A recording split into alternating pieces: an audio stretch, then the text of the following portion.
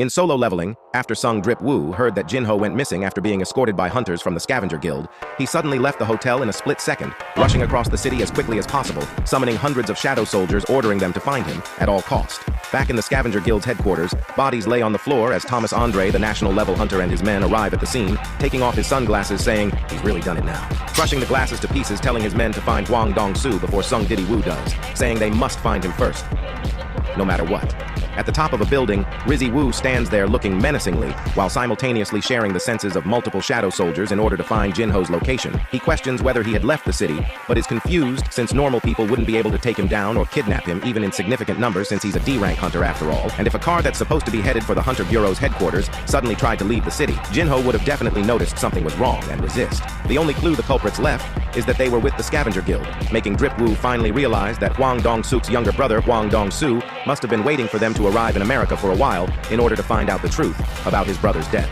In Solo Leveling, after Sung Jinwoo's future brother-in-law was believed to have been kidnapped by members of the Scavenger Guild, he sent hundreds of shadow soldiers in order to find his location, with the prime suspect of the kidnapping being the S-ranker Hwang Dong-soo, since Drippy Woo and Jinho were the sole survivors of the dungeon where his older brother Hwang Dong-sook had died, so he must be certain they were the ones who had killed him. Drippy Woo flashes back to the time Jin Chul warned him something like this could happen, saying that even though he doesn't regret what he did back then, this situation would have never happened had he left a guard with him back there, thinking that if anything were to happen to Jinho. The panel switches over to Thomas Andre asking his subordinate if there was still no news of Hwang Dong-soo's location. "No, sir," he responded, making Andre question if he really wasn't afraid to die, saying that since he's an S-rank, he should be very well aware of the difference in strength between Drippy Woo and himself, meaning that despite knowing how stupid his actions are, he knows he'd step up on his behalf if a problem were to arise. "Perhaps I've been too kind to my hunters," he thought while calling Secretary Laura, asking how the situation was looking. She responded saying that with the help of the Hunter Bureau, they analyzed Hwang Dong-soo's movement patterns over the last month, and there were 3 instances where he left his usual pattern. Thomas Andre ordered her to send all their hunters to those locations, and that he would be there soon, and asked how she managed to convince the Hunter Bureau to cooperate with them. She responded saying she told them that if they didn't find Hwang Dong-soo soon enough, the great Thomas Andre and Sung Jinwoo would duke it out, right here and right now. The deputy director is shocked, asking if it really was all 100 of them. Adam White responds saying that all their scheduled raids had just been cancelled, and that they were all moving as they speak. The deputy director thought that if all members of the Scavenger Guild were on the move, then it meant Thomas Andre was behind it, meaning the situation is big, and asked himself what the hell was going on. At an abandoned factory in the middle of nowhere, an unnamed hunter asked if he was sure doing this was really okay. Hwang Dong-soo responded saying he's not planning to do anything to him, since there's just one thing he wants to know. He thought that even though his daddy Thomas warned him not to touch Sung Drippy Woo, he never planned on messing with him in the first place, since there's one more person who can provide him the answers he seeks. If he just tells him honestly about what exactly happened to his brother in the dungeon, he would just let him go without a scratch, saying that there's just one answer he wanted to hear, and that is that Sung Jinwoo had killed his brother, and as soon as he hears that, he's done with you, Jinho.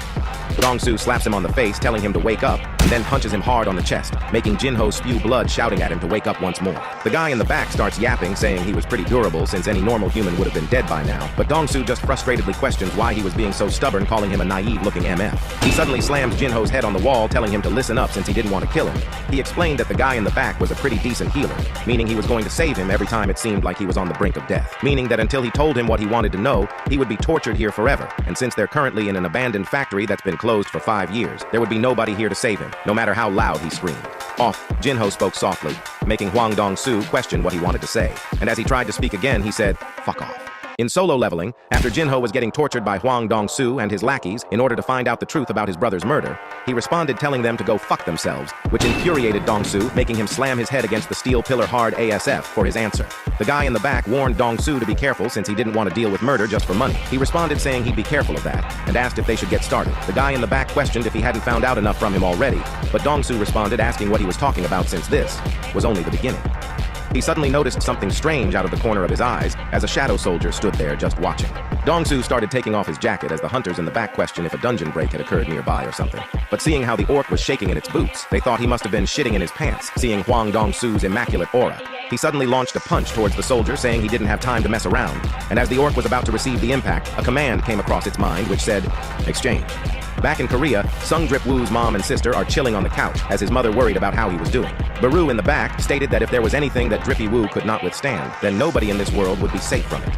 The news of Rizzy Woo's arrival hit Korea, making both Gina and his mother surprised since they could finally see him. Baru suddenly felt a shock of energy course through his being, stating that he had only felt this feeling once before. The king is enraged. Jinwoo attempted to heal him with a health potion in order for him to recover his injuries, but the system informed him that it was impossible to use healing potions to recover a being's health if it's under 10%, making Jinwoo menacingly ask the two hunters next to him if either of them were healers, threatening them to heal Jinho right now. One of the hunters nervously responded saying he didn't really understand Korean, but Hwang Dong-soo, recovering from Jinwoo's blow, translates that he was asking them to heal the guy and asked Jinwoo if this was the first time they've met in person. Jinwoo, tired of all the yapping, said that he would only say this one more time: heal him. The healer responded nervously that he should convince his boss first, before he, Jinwoo, suddenly grabbed the hunter's face in the fraction of a second, slamming him against a steel pipe. And as he lays there lifeless, the other hunter, scared out of his mind, shouted saying that Dong-soo never said anything about this job being related to Jinwoo, as he asked if he was also a healer. He repeated the question to the hunter, but as soon as he responded saying the word no, he slammed his entire body on the ground with immense pressure. Dong-soo walked towards Jinwoo, saying it was just as he thought. It was you, the one who killed my brother Hwang Dong-soo. Jinho, on the brink of death, called for his papa, telling him that he was Hwang Dong-sook's younger brother, saying he should be careful. Jinwoo looks back at him, responding that he shouldn't talk anymore since soon he would get his revenge. Dong-soo told Jinwoo to answer his question, asking if he truly was the one who killed his brother and his teammates. He responded saying to go ask his brother himself, which infuriated Dong-soo for his response, launching a sudden attack with his right fist at full power. But Jinwoo manages to dodge the attack with ease, quickly counterattacking with a devastating blow to Dong-soo's gut, making him spew blood, which suddenly launched him outside of the factory and crashing into a steel beam. Dong-soo grits his teeth, but without even being able to catch his breath, he quickly looks to his side, seeing Jinwoo just standing there nonchalantly. Dong-soo tries to go for another attack, lunging at him once more, but considering how slow he was, Jinwoo raises his hand, slamming his entire face into the beam, and stands over him like he's his big daddy. He raises the hunter's head once again, as loud slams could be heard from the distance, with Jinwoo relentlessly slamming Dong-soo's head into the ground. Thomas Andre suddenly arrives at the scene, saying to stop right there, telling Dong-soo that he's repeatedly told him not to touch Jinwoo, and asked him if he was still even alive. He responded saying, for now, making Andre tell him that if he understood English this much, then it would be easier to communicate, saying that if he lets him go right now, he'll let what has happened so far slide. He responded asking what would happen if he were to refuse, making Andre say that if that were the case, then it wouldn't be a request anymore.